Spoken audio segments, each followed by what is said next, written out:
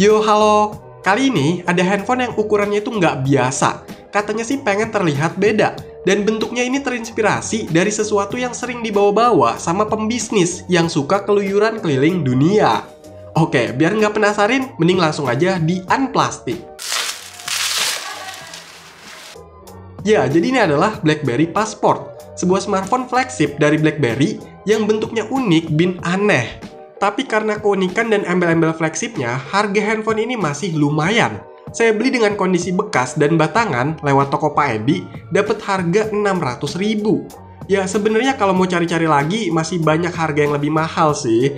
Pokoknya tergantung kondisinya. Oke, kita raba-raba dulu nih. Di bagian depannya ini ada layar kotak 4,5 inch. Atasnya ada tulisan BlackBerry, earpiece, sensor, lampu notifikasi, dan kamera 2 megapiksel. Kalau di bawahnya ini ada keypad QWERTY, tapi simple banget ya, cuma 3 baris aja nih. Untuk di bagian sisi kanannya ada tombol pengatur volume dan tombol assistant. Di sisi bawahnya ada lubang micro USB, mikrofon, dan 2 lubang speaker.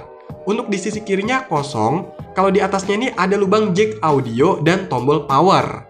Nah, untuk di bagian belakangnya, widih, ada kuda ngejengking nih, Ferrari. Di sini ada kamera 13 megapiksel, lampu flash, dan di sini harusnya ada logo BlackBerry ya, tapi ketutupan sama garskin gitu. Duh, gatel nih pengen ngeletek. Ntar deh dicek-cek dulu. Terus di sini ada yang bisa dibuka.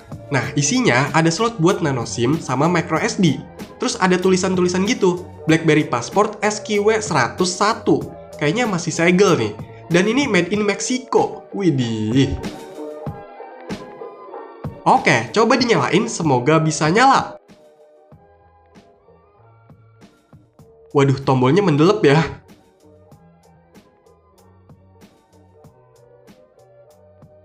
Yes, nyala! Biasanya nungguin BlackBerry nyala itu bisa ditinggal bikin kopi ya, lama. Dan inilah tampilan awal dari BlackBerry Passport. Aduh, ini dinyalain malah makin lucu ya kelihatannya. Cek dulu deh ke setelannya. Nah, jadi handphone ini menggunakan OS BlackBerry 10 dengan versi 10.3.3.2049. Untuk penyimpanannya ini kosongnya sekitar 23,69 GB. Masih lumayan lega, sedangkan RAM-nya udah kepake 1,26 GB dan sisanya 1,74 GB. Hampir setengahnya ya. Padahal ini kebanyakan yang jalan itu masih aplikasi dari bawaannya aja. Oh iya, ternyata ini sinyalnya masih muncul ya. Begitu juga untuk jaringan 4G-nya. Aman ya, lumayan lah. Nah, gimana untuk kameranya? Dan inilah hasilnya.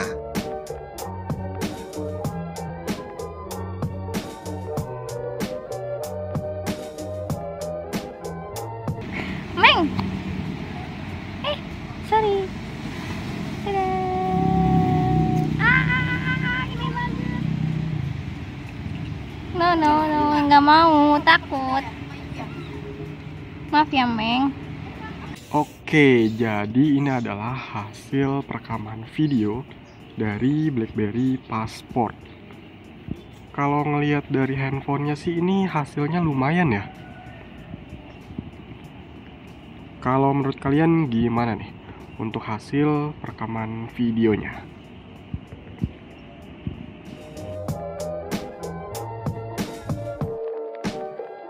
Bentar, saya tuh penasaran kalau ditutup-tutup kayak gini. Jadi mending dikletek aja. Hadeh, jadi banyak lemnya gini ya. Kerjaan lagi dah ini mah buat ngilanginnya. A few moments later. Oke, udah lumayan bersih nih, bisa lanjut.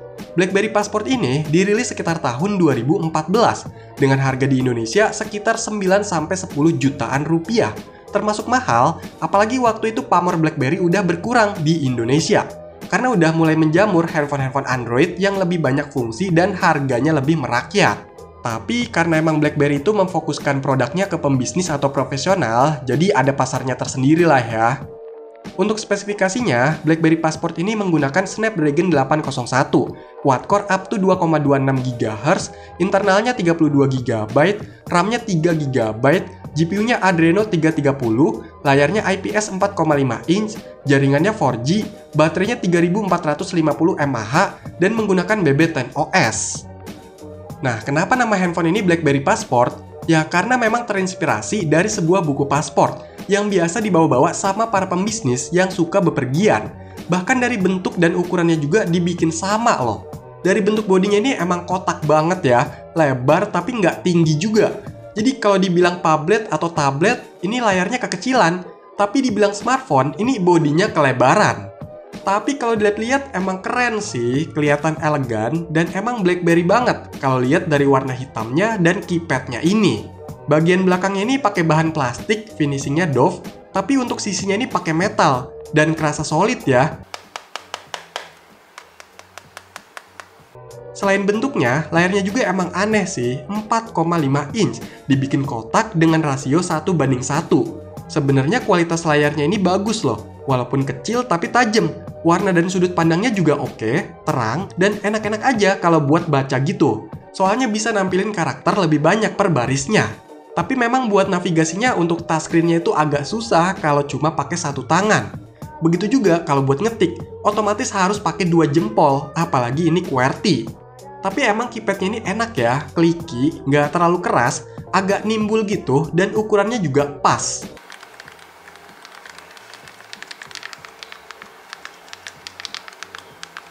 Cuma dari layoutnya ini yang bikin kagok, karena cuma 3 baris. Spasinya di tengah-tengah kayak gini, dan kayak dikombinasiin gitu sama virtual keyboardnya, buat tanda baca atau angka, dan sebagainya.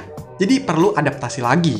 Tapi kerennya, keypadnya ini kayak ada sensor sentuhnya gitu loh. Jadi kita bisa usap keypadnya ini buat beberapa fungsi. Kayak buat scroll kiri kanan atau atas bawah layaknya touchpad, buat seleksi teks atau buat hapus teks. Jadi memang ngebantu juga ya kalau buat ngetik-ngetik atau chattingan gitu. Ternyata handphone Universe Titan Pocket nggak cuma ngambil desainnya BlackBerry, tapi fiturnya juga ya. By the way, emang BlackBerry ini lebih cocok kalau buat chattingan, balesan email, browsing, atau edit-edit dokumen gitulah. Pokoknya yang berkaitan sama produktivitas saya rasa cocok. Tapi kalau untuk multimedia, kayak buat nonton video, menurut saya kurang. Walaupun dari kualitas layarnya bagus, tapi karena dari rasio dan ukurannya ini jadi kurang nyaman. Soalnya nonton video yang rasio 16:9 aja, jadinya kecil, dan bagian hitamnya ini kalau digabungin malah lebih besar daripada videonya. Tapi kalau dari segi keluaran suaranya udah lumayan lah ya.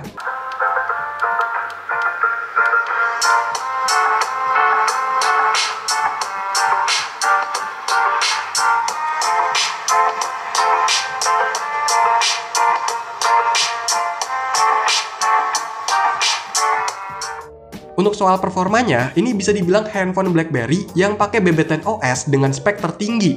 Jadi udah kerasa lebih lancar dibanding handphone BlackBerry lain yang sebelumnya saya coba, macam Z10, Z3, Key5, dan sebagainya.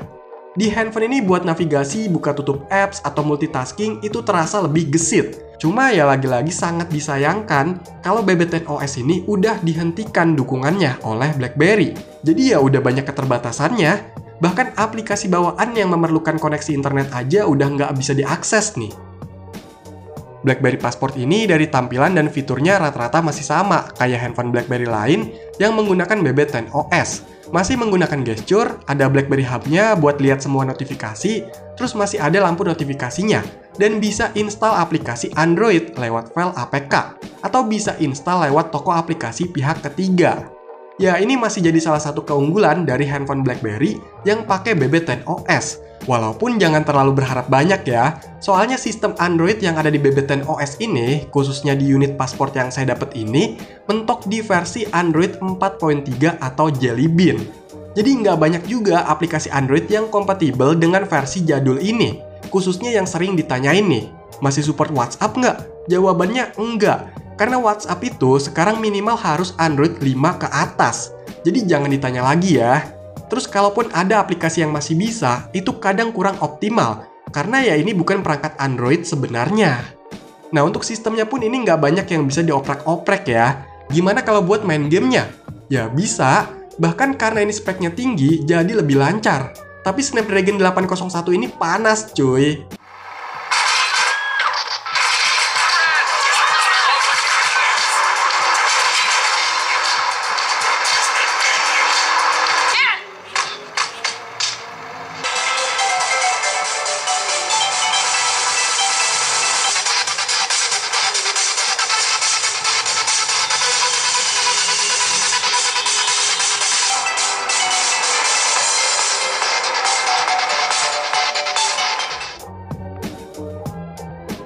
BlackBerry Passport ini memang pengen terlihat unik untuk memikat lagi konsumennya dan memberikan kesan familiar untuk para pembisnis dengan cara menyerupai barang yang sering dibawa. Tapi pada akhirnya BlackBerry tetap gagal untuk mengembalikan kejayaan smartphone-nya karena udah tertinggal dengan kompetitornya yang menggunakan OS lebih populer waktu itu, seperti Android atau iOS. Ya, untuk sekarang kita cuma bisa menikmati hasil-hasil karyanya aja untuk sekedar jadi bahan koleksi atau kenangan. Ya, contohnya Passport ini jadi barang unik dan bakalan antik. Oke, jadi itulah handphone BlackBerry dengan bentuk yang aneh tapi speknya tinggi, yaitu BlackBerry Passport. Silahkan dikomentarin, like, share, dan subscribe channel ini. Terima kasih.